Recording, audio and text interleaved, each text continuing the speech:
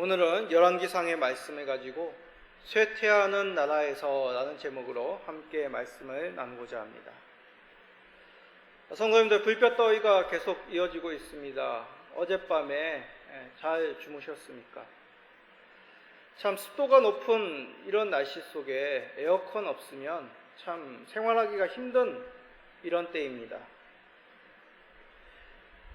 그렇지만 힘든 날씨보다도 우리 마음을 더 어렵게 만드는 것은 지방 경제가 그리 좋지 않다는 것입니다. 이렇게 지방 경제가 좋지 않은 이유, 가장 큰 이유는 대부분 생산시설들이 수도권 위주로 재편되고 있기 때문입니다. 생산시설이 적게 되면 일자리가 적어지게 되죠. 일자리가 적어지면 일자리를 구하는 젊은 세대들이 수도권으로 이동하게 됩니다. 젊은 세대들이 이제 지방에서 탈출하게 되면 지방은 고령화가 가속화가 됩니다. 자, 고령화가 된다는 얘기는 뭘까요? 노동인구가 줄어든다는 얘기고, 노동인구가 줄어드는 것은 소득이 줄어든다는 것이고, 소득이 줄어들면 또 다시 소비경제가 쇠퇴한다는 얘기입니다. 이렇듯 삶에서 하나가 쇠퇴하면 연달아서 연관된 부분들이 쇠퇴하게 됩니다. 이렇듯 쇠퇴의 특징은 작은 부분에서 쇠퇴가 후에 가면 큰 쇠퇴로 이어진다는 것입니다.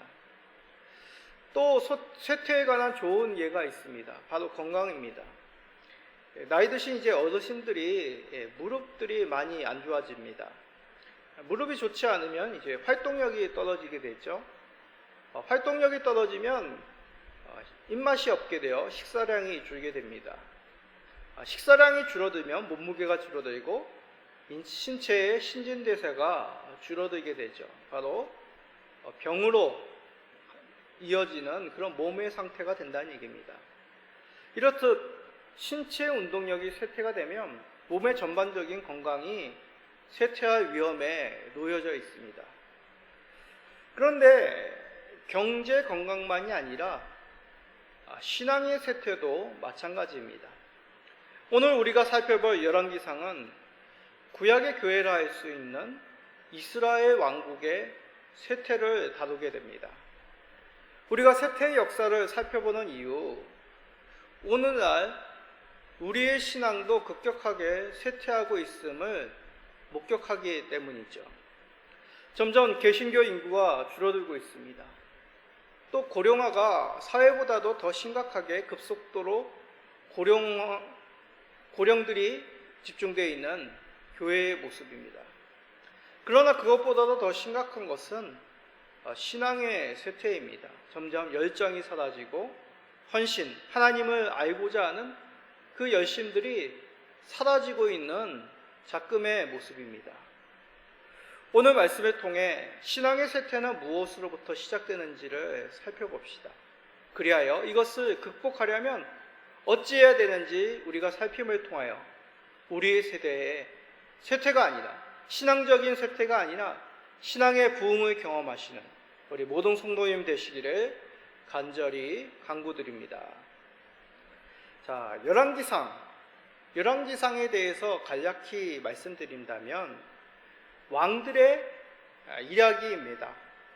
이 열왕기상은 히브리어 성경 가운데 열왕기서라고 이제 정의가 되어 있습니다. 그의 앞부분에 대한 내용이겠죠.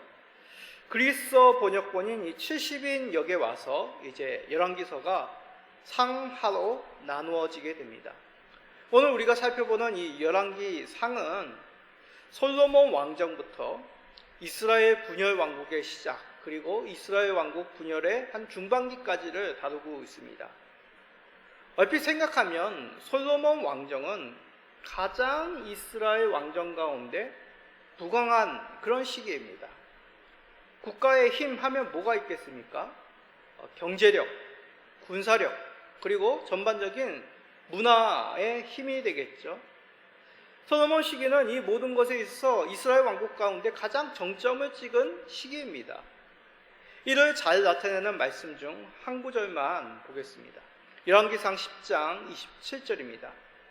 왕이 예루살렘에서 은을 돌같이 흔하게 하고 백향목을 평지에 뽕나무같이 많게 하였더라.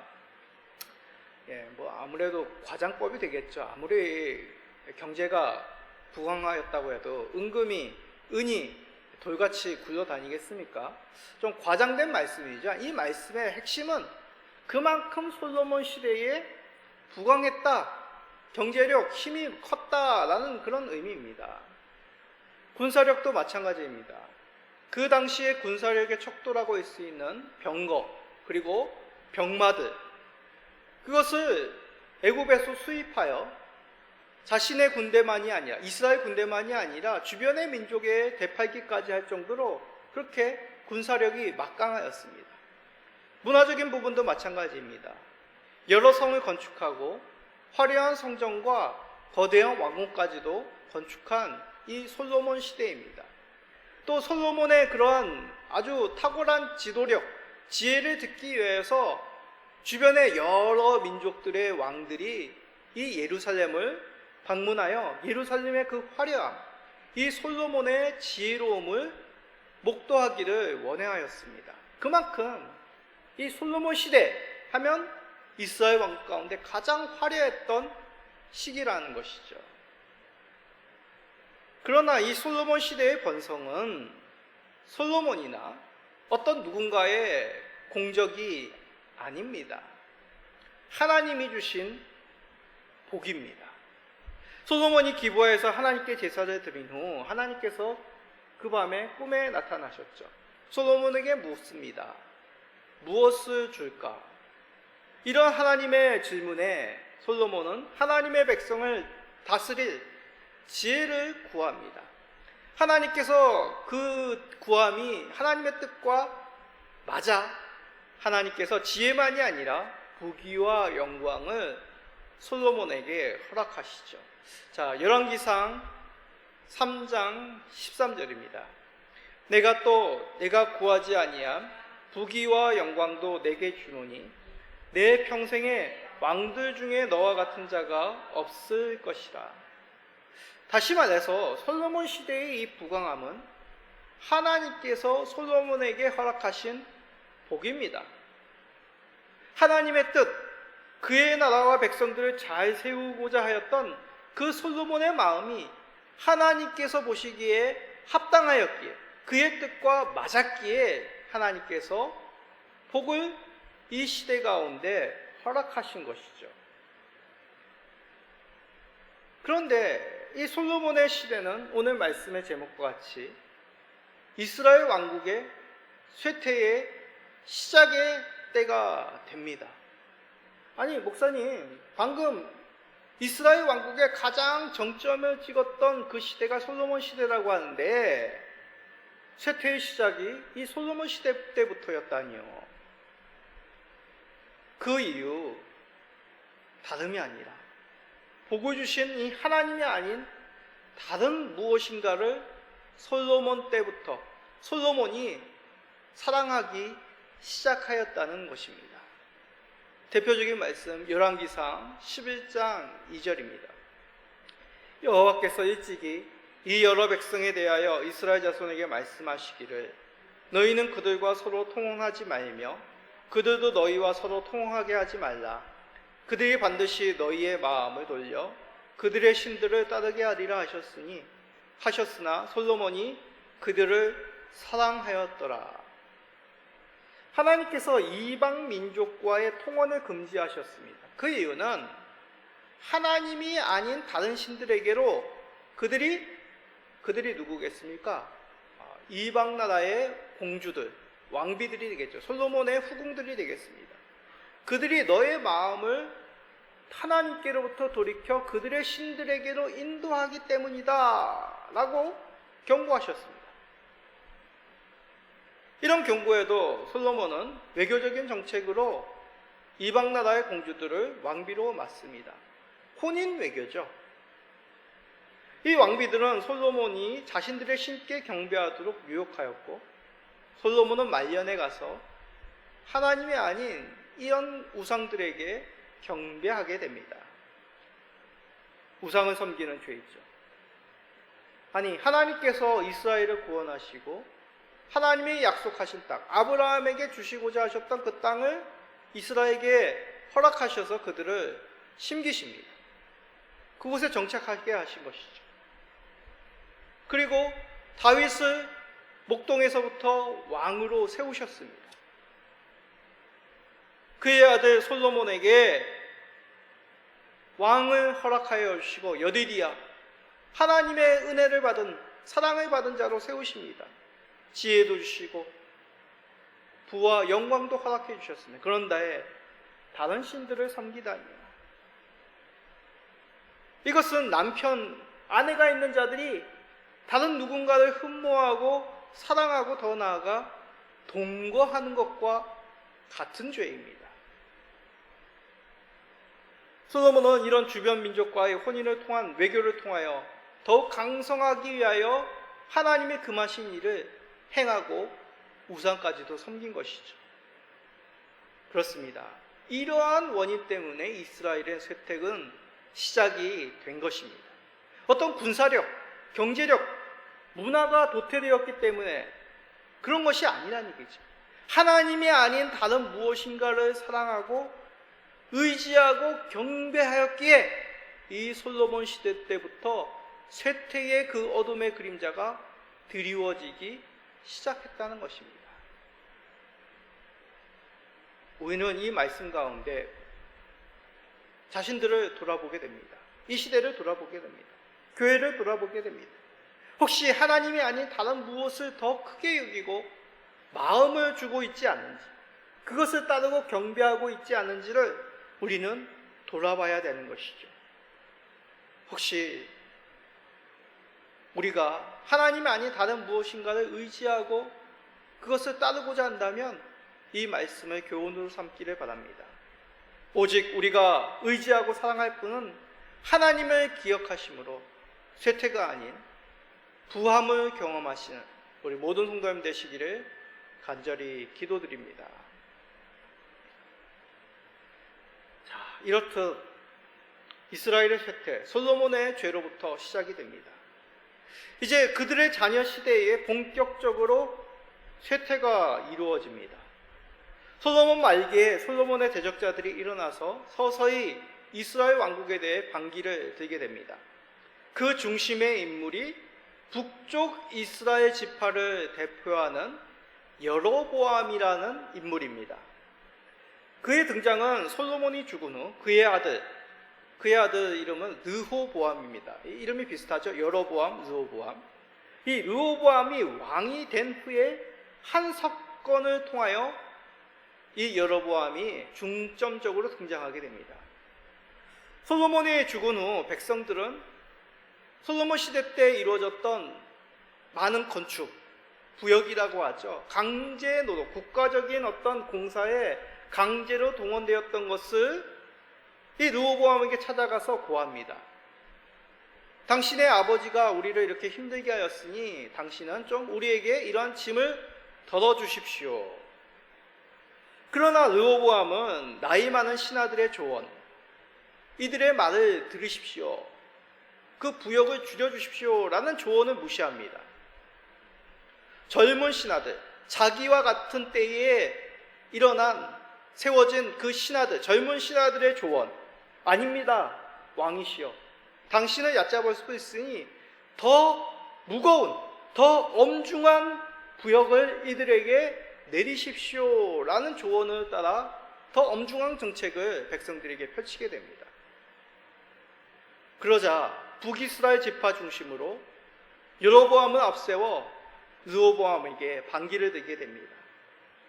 이러한 반역은 성공하여 남쪽의 유다 베냐민 지파 외에 북쪽 이스라엘 지파는 모두 르호보암에게서 돌아서게 됩니다.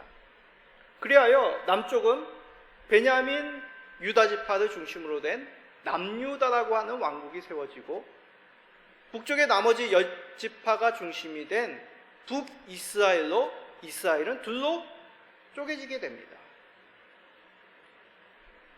이렇듯 남북의 분열 표면상의 이유는 솔로몬의 아들 르호보암의 융통성 없는 정책으로 말미암아 분열되게 됩니다. 자, 그러면 여로보암은 이 백성들의 요구처럼 지혜롭게 북이스라엘을 다스렸을까요? 그런데 아이러니하게도 여로보암은 르호보암과는 반대로 아주 영악하게 북이스라엘을 다스림으로 낭패를 당하게 됩니다. 북쪽 이스라엘 지파가 남유다와 정치적으로 등을 지었지만은 신앙적으로 북이스라엘 사람들이 남유다와 등을 진 건 아닙니다. 무슨 말이냐면 북이스라엘 백성들도 하나님을 섬기죠. 하나님께 예배합니다. 그리하여 절기가 되면 이 북이스라엘 지파 사람들도 예루살렘 성전에 방문하여 제사를 드리는 것입니다. 그것을 보는 여로보암은 어떤 마음이 들까요? 불안한 마음이 들죠.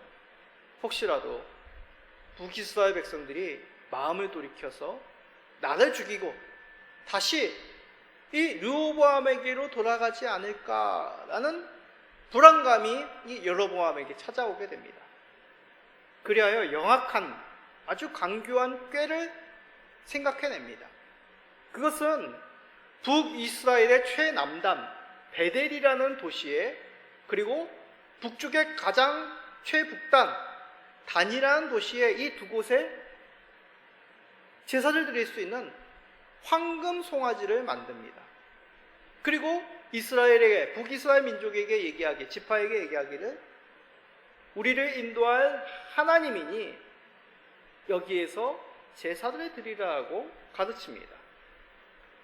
그것도 임의대로 정한 절기, 임의대로 세운 제사장을 세워서 그곳에서 이스라엘 백성, 북쪽의 이스라엘 지파 백성들로 하여금 하나님께 제사를 드리게 합니다. 그러니까 우상을 섬기는 게 아니라 우상을 만들어 놓고 그것을 하나님인 양 거짓된 악한 제사, 망령된 제사를, 그것도 임의된 절기, 임의대의 방법대로 임의의 사람으로 제사장을 삼아 제사를 드린 것입니다. 왜요? 정치적인 목적으로. 자, 르호보암, 여로보암, 도대체 무슨 짓을 한 것입니까? 르호보암은 융통성 없는 자기 고집대로, 자기 생각대로 나라를 다스리다가 이 왕국을 분열시킵니다. 그리고 르호보암도 산당을 만들어 놓고 남유다 베냐민 지파로 하여금 제사를 드리게 해요. 하나님이 정하신 방법이 아닌 임의의 방법대로 제사를 드리게 합니다. 여로보암은 결코 그것보다 나은 행동을 한 것이 아닙니다. 더 잘못된 길, 이 우상의 길로 이스라엘 백성을 이끈 것이죠.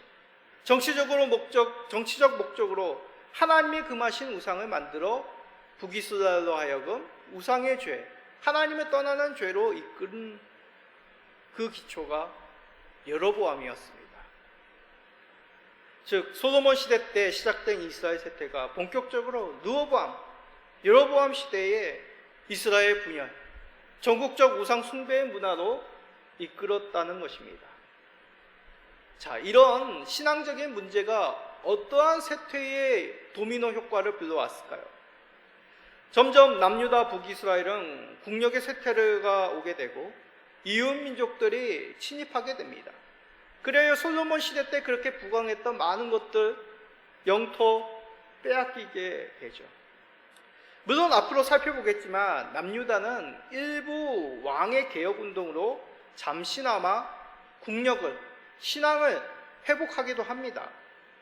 그러나 쇠퇴의 속도를 늦출 뿐이지 이스라엘의 쇠퇴를 막지 못하게 됩니다. 분명히 하나님은 르호보암과 여로보암에게 솔로몬의 실정과 죄를 돌이킬 수 있는 기회를 주셨습니다. 그러나 이들은 듣지 않습니다. 르호보암의 듣지 않음을 봅시다. 열왕기상 12장 15절입니다. 왕이 이같이 백성의 말을 듣지 아니하였으니 이 일은 여호와께로 말미암아 난 것이라. 여호와께서 전에 실로 사람 아히야로 느밧의 아들 여로보암에게 하신 말씀을 이루게 하심이더라. 앞에서 말씀드렸듯이 하나님께서는 백성을 하여금, 또한 나이 많은 신하들로 하여금 르호보암이 가야 할 길, 하나님이 주신 백성들을 지혜롭게 하나님의 뜻 가운데로 인도해야 될, 목자로서 돌봐야 될 그 사명을 일깨워 주십니다. 그러나 르호보암은 뭐라고요? 듣지 않습니다. 자신의 고집으로 말미암아 갱신할 수 있는 기회를 놓친 것이죠. 자, 그러면 르호보암은 어떻게 거역하였을까요? 열왕기상 13장 33절입니다. 여로보암이 일 후에도 그의 악한 길에서 떠나 돌이키지 아니하고 다시 일반 백성을 산당의 제사장으로 삼되 누구든지 자원하면 그 사람을 산당의 제사장으로 삼았으므로, 이 말씀은 하나님께서 아까 얘기한 베델과 단에 세운 그 우상을 징계하시기 위하여 하나님의 선지자로 하여금 경고를 하십니다. 저주를 내리십니다. 여로보암의 손을 마르게 하십니다. 그리고 앞으로 예언돼 이루어질 말씀들을 그에게 들려주십니다. 그럼에도 여로보암은 하나님께서 보내신 그 선지자의 말, 하나님의 말씀 앞에 듣지 않은 것이죠. 다시 우상 숭배와 정하지 않은 그 제사의 방법으로, 거룩하지 않은 그런 제사로, 망령된 제사로 하나님의 이름을 더럽힙니다.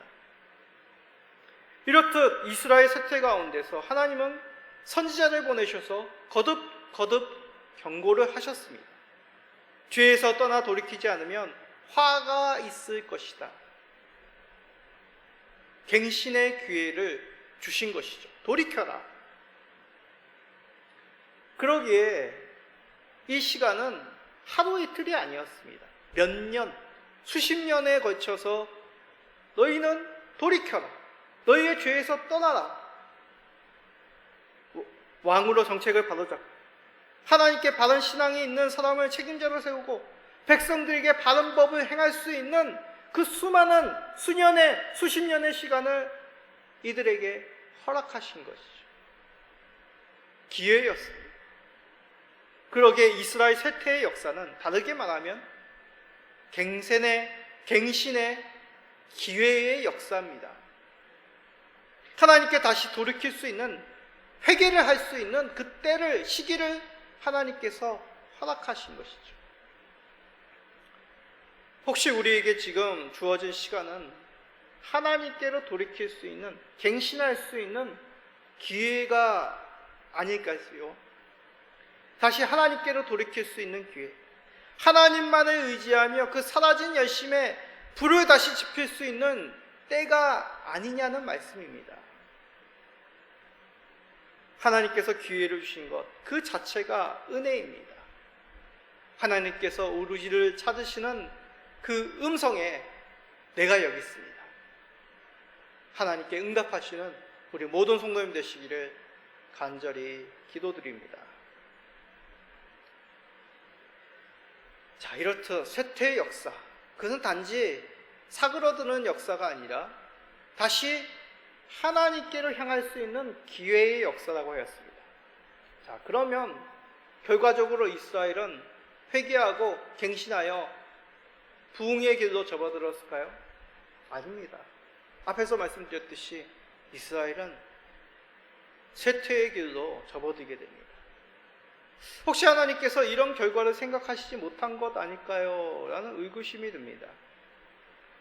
이스라엘은 하나님께서 출애굽 당시부터 하였던 경고를 들었습니다. 다른 것, 우상을 사랑하지 말라. 갱신의 기회도 주셨습니다. 그러나 이스라엘은 내팽겨 쳐버렸죠. 하나님의 거듭된 경고를 무시하였습니다. 그러면 이 쇠퇴의 역사, 갱신의 기회는 실패하는 것이 아닐까요? 사람이란 존재는 아무리 다그치고 가르쳐도 기회를 줘도 어쩔 수 없는 존재들인가? 이것을 보여주기 위한 말씀인가? 아닙니다. 쇠퇴하는 이스라엘 역사 속에서 우리가 주목해야 될 것은 단지 이스라엘만이 아닙니다. 그 가운데 일하시는 하나님을 주목하십시오. 이스라엘 역사 가운데서도 가장 악한 왕 중에 하나를 선택하라고 하면 첫 번째, 두 번째로 꼽을 수 있는 빠지지 않는 그 왕이 있습니다. 바로 북이스라엘의 아합 왕입니다. 이 아합 왕은 이 왕만 악한 것이 아니라 그 부인 이세벨 또한 악한 왕비였습니다. 이들이 저지른 죄는 북이스라엘 가운데 남아있었던 하나님의 선지자들을 하나하나 찾아 다 처단합니다. 그리고 우상 숭배만을 하는 것이 아니라 그것을 장려합니다. 바알과 아세라 신을 섬기는 제사장을 대대적으로 세워서 온 북이스라엘 백성들이 바알과 아세라에게 제사를 드리게 합니다. 그뿐만이 아닙니다. 탐욕과 폭력으로 백성들의 것을 빼앗고 자기의 욕구대로 취합니다. 이 당시의 역사를 보면 혹시 하나님께서 눈과 귀를 막으신 것이 아닌가 그렇게 의심될 정도로 정의가 사라집니다. 하나님께서 인도를 거두시는 것 같습니다. 정말 그럴까요? 하나님께서는 이 아합과 이세벨 또 그들의 명령에 따르는 이 북이스라엘 왕국과 싸우시기 위하여 단 한 사람을 그들에게 보내십니다. 그 사람의 이름은 바로 위대한 선지자 엘리야입니다. 엘리야는 아합과 맞서 싸우며 엄중한 그 하나님의 심판의 메시지를 그에게 던집니다. 아합, 너의 나라가 아니라 하나님께서 이 땅을 다스림을 내가 보이겠노라. 그 메시지는 바로 그 땅에 비가 내리지 않는 것입니다. 열왕기상 17장 1절입니다. 길르앗에 우거하는 자 중에 디셉 사람 엘리야가 아합에게 말하되 내가 섬기는 이스라엘의 하나님 여호와께서 살아계심을 두고 맹세하노니 내 말이 없으면 수년 동안 비도 이슬도 있지 아니하리라 하니라. 여러 번 말씀드렸지만 이스라엘의 기후는 건조하기에 우기에 내리는 적당한 비가 아니면 농사도 도저히 지을 수가 없는 것입니다. 그러나 하나님께서 아합에게 증거가 되게 하시기 위하여 수년 동안 비도 이슬도 있지 아니할 것이라고 저주를 내십니다. 바로 하나님께서 이 땅을 돌보시고 하나님께서 주가 되심을 나타내신 것이죠. 그런데 저주만이 아닙니다. 이러한 수년 동안의 가뭄 가운데 하나님은 시돈 땅 사르밧 과부에게 은혜를 주셔서 그곳에서 하나님께서 생명을 끊이지 아니하는 기름을 허락하십니다.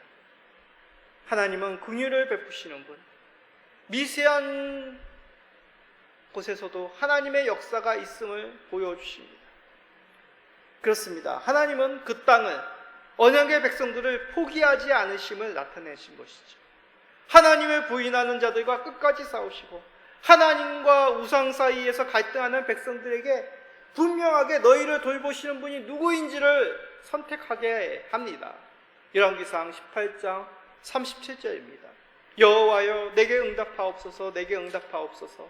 이 백성에게 주 여호와는 하나님이신 것과 주는 그들의 마음을 되돌이키심을 알게 하옵소서 하며 하나님이 아닌 다른 것에 마음을 돌이키도록 하나님께로 다시 빼앗긴 다른 것에 마음이 빼앗긴 이스라엘을 다시 하나님께로 돌이키도록 하나님께서는 갈멜산에서 엘리야가 위대한 역사를 이루게 하십니다. 오늘 읽은 본문은 갈멜산에서 바알과 아세라 선지자 850명과의 대결하는 그 엘리야의 모습입니다. 엘리야는 누가 비가 오게 할 수 있는가라는 이 경쟁에서 850명의 이 거짓된 선지자를 물리치고 오직 하나님만이 이 땅을 다스리시는, 비를 내리시는 만군의 주임을 나타냅니다. 하나님이 승리하신 것이죠. 비를 내리시고 이 땅을 다스리는 복의 근원이 하나님임을 이스라엘 가운데 나타내십니다. 이 승리로 잠시 북이스라엘 땅에 갱신의 바람이 불어오는 것 같습니다. 그러나 앞에서 말씀드렸듯이 쇠퇴의 속도만 늦출 뿐이지 아합과 이세벨, 이스라엘 역시 멸망으로 달려가는 것을 멈추지 않습니다. 그 순간에도 하나님은 포기하지 아니하시고 계속하여 이스라엘이 하나님께로 돌아오기를 원하시며 선지자를 보내시고 징계를 내리십니다. 포기하지 아니하시는 하나님이시죠. 이 포기하지 않으시는 그 하나님의 긍휼의 손길, 이것은 이제 그만이라고 하실 그때가 얼마 남지 않았음을 알리는 뜻이기도 합니다.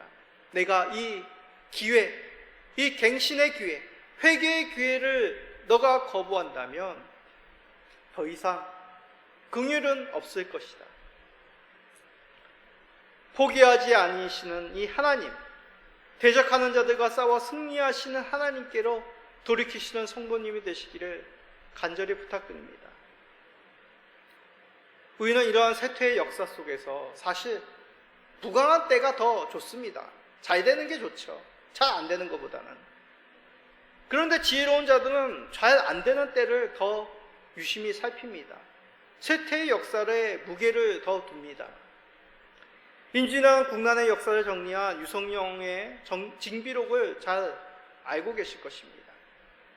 임진왜란의 아픈 경험을 거무삼아 다시 그러한 순환이 있지 아니하도록 후세에 경계하기 위하여 성학자 유성룡은 이 징비록이라는 책을 통하여 이스라엘의 임진왜란의 전과 그때의 모습, 이순신의 업적들을 기록합니다. 그럼에도 어떻습니까? 후세들은 일제의 침략을 받았죠. 세상 사람 아니겠습니까? 우리가 구약교회의 쇠퇴의 역사적인 이 열왕기서 이것을 교훈 삼지 않는다면 구약의 이스라엘과 같이 하나님의 은혜를 망각하는 그 참혹한 길로 우리는 고정되게 됩니다. 여호와 하나님만이 참 하나님임을 기억합시다.